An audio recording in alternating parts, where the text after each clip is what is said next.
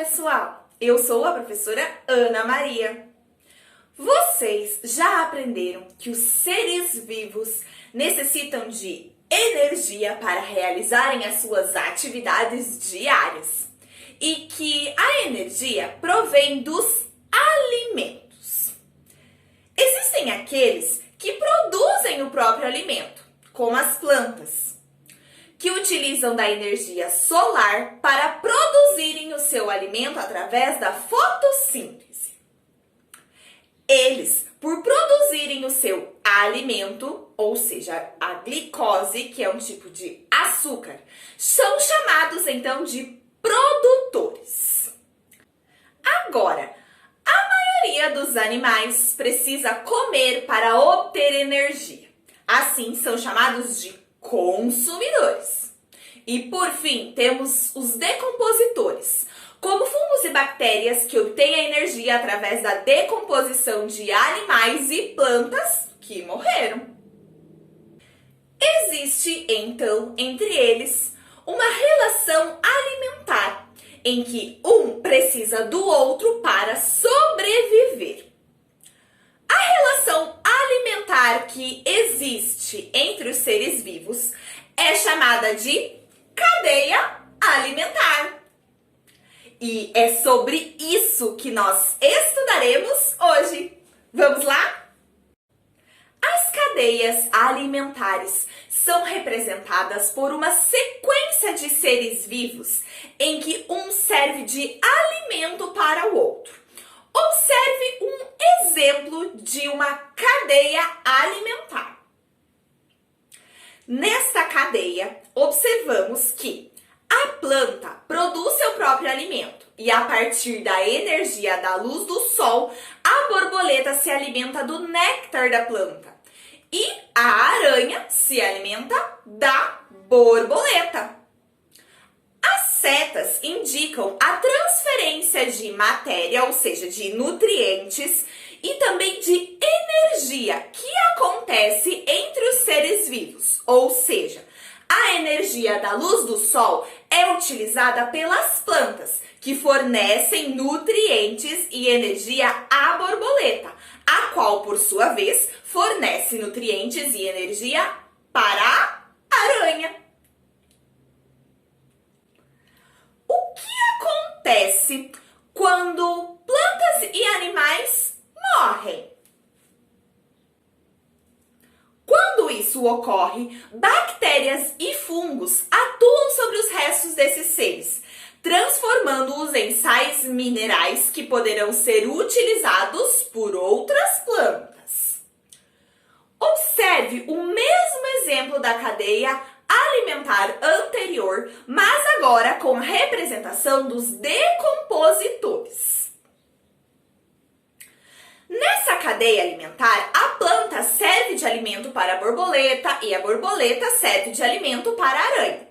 Quando a planta, a borboleta e a aranha morrem, os fungos e as bactérias se alimentam desses seres e liberam sais minerais no ambiente, os quais são reaproveitados por outras plantas.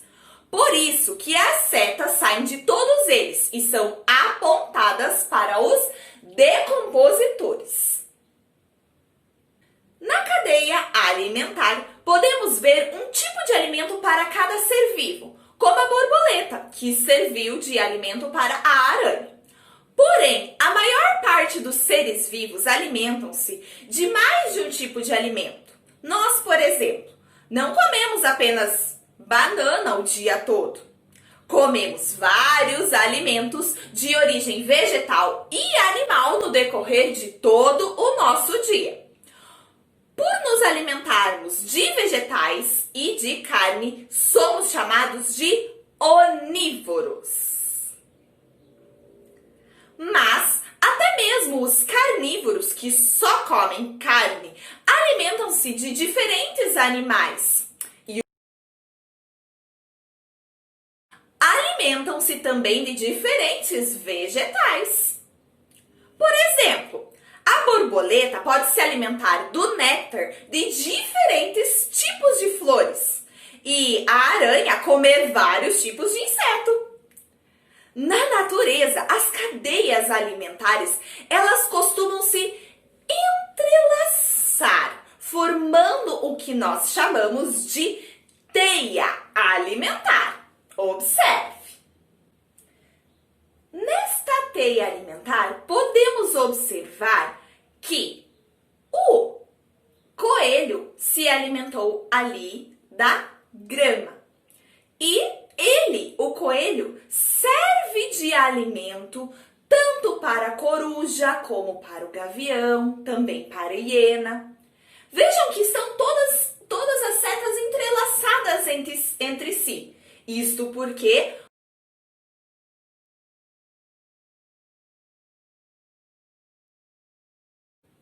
a matéria, ou seja, os nutrientes e a energia passam de um ser vivo para o outro nas cadeias alimentares. Os produtores absorvem parte da energia da luz do sol e utilizam para produzir o seu próprio alimento, no caso a glicose. Já os consumidores obtêm os nutrientes e energia dos alimentos que consomem. Deste modo, em uma cadeia alimentar, ocorre a transferência de matéria e energia de um ser vivo para o outro. No entanto, existe uma diferença importante entre matéria e energia. A matéria, como nós já estudamos, é tudo aquilo que está à nossa volta. Tudo aquilo que está à nossa volta possui matéria. Tudo aquilo que tem massa e ocupa um lugar no espaço.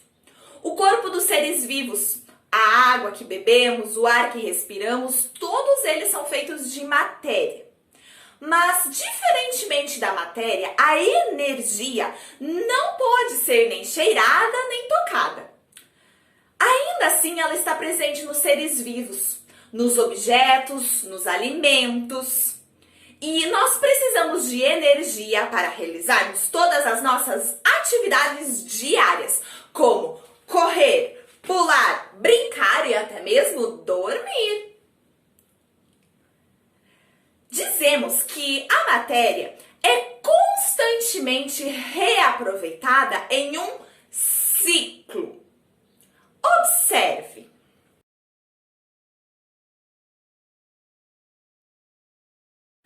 Aqui nós temos uma representação da diferença que existe entre a matéria, ou seja, os nutrientes, com a energia. Qual será a diferença entre eles? Bom, as plantas, elas utilizam os nutrientes do solo para se desenvolverem, os quais são então absorvidos. Vejam que esses nutrientes estavam no solo, essa matéria estava no solo, é absorvida então pelas raízes e juntamente lá com a energia do sol, com a água, com o gás carbônico que nós já vimos no processo de fotossíntese, vão se transformar então em glicose, que é o alimento das plantas, certo? Este alimento, ou seja, esses nutrientes, então, essa matéria que foi necessária para a formação do alimento da planta, ela é, então, transferida, vejam a setinha alaranjada, ela é transferida para os animais que se alimentam dessas plantas. Então, observe, aqui nós temos um gafanhoto. Este gafanhoto, ao alimentar-se desta planta, vai acontecer uma transferência de matéria para este gafanhoto, certo? Este gafanhoto, quando ele morrer, essa matéria que estava no corpo deste gafanhoto irá retornar para o solo e, através da ação dos decompositores, essa matéria será novamente transformada em nutrientes para o solo, que poderá novamente ser absorvido por outras plantas. Então, nós dizemos que ocorre um ciclo da matéria. Veja, Os nutrientes vêm, então, nessa direção, vão para as plantas, que transferem essa matéria para os animais, e os animais retornam, então, essa matéria, quando morrem, para o solo. Acontece, então, este ciclo de matéria, certo? Em que essa matéria ela é reaproveitada.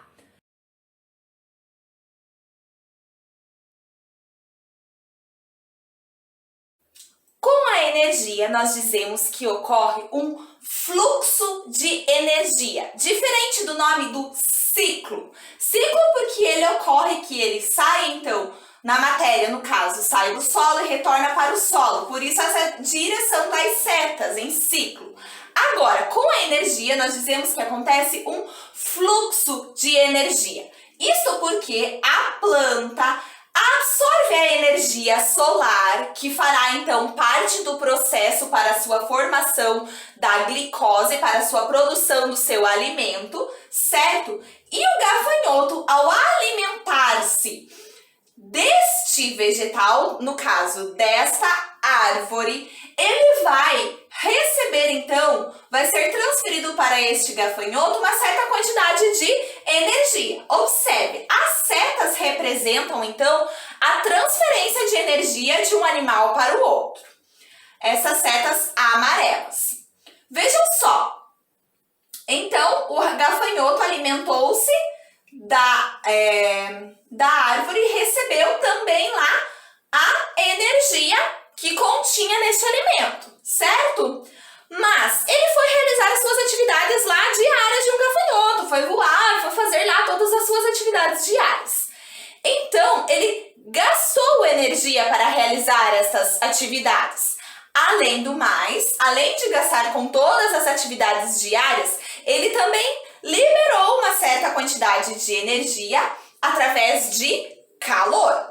Então, quando o sapo vai alimentar-se lá do gafanhoto, a quantidade de energia que este sapo vai receber será menor. Veja que o tamanho da flecha está menor, certo? Isso também acontecerá e será ainda menor quando a cobra for alimentar-se do sapo. A quantidade de energia em comparação à energia lá que foi obtida inicialmente foi menor. Por quê? Porque o sapo também desenvolveu suas atividades diárias, foi lá pular, coachar, e com tudo isso ele também gastou energia, liberou energia também para o ambiente através de calor, certo? Então, essa quantidade de energia ingerida pela cobra foi menor em comparação às outras. Podemos ver, então, e dizemos que é um fluxo e não um ciclo. Por quê?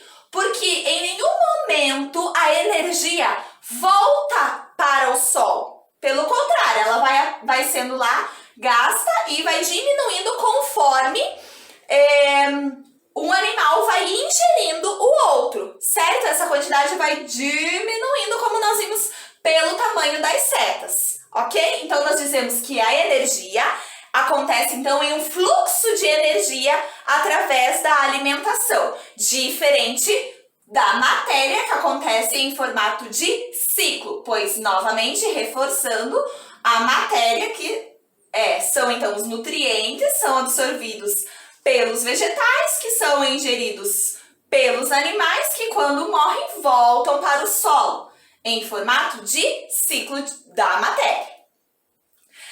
Nossa, aprendemos muitas coisas no dia de hoje, não é mesmo? Bom, então chegou a hora de exercitarmos tudo isso com algumas atividades. Lembrando que essas atividades estarão disponíveis na descrição deste vídeo. Vamos lá? Lembrando que estas atividades estão nas páginas 15 e 16 do livro didático volume 3. Caso vocês estejam com o livro aí, podem realizá-las diretamente em seu livro ou imprimir as páginas que estão disponíveis na descrição do vídeo, ou ainda realizá-las em uma folha e depois anexá-las em seu livro didático. Lembrando também que ao invés de recortar as figuras, você pode desenhá-las aí em sua folha. Bom trabalho, pessoal! No próximo vídeo eu corrigirei concluirei juntinho com vocês esta atividade. Até o próximo vídeo e bons estudos! Tchau, tchau!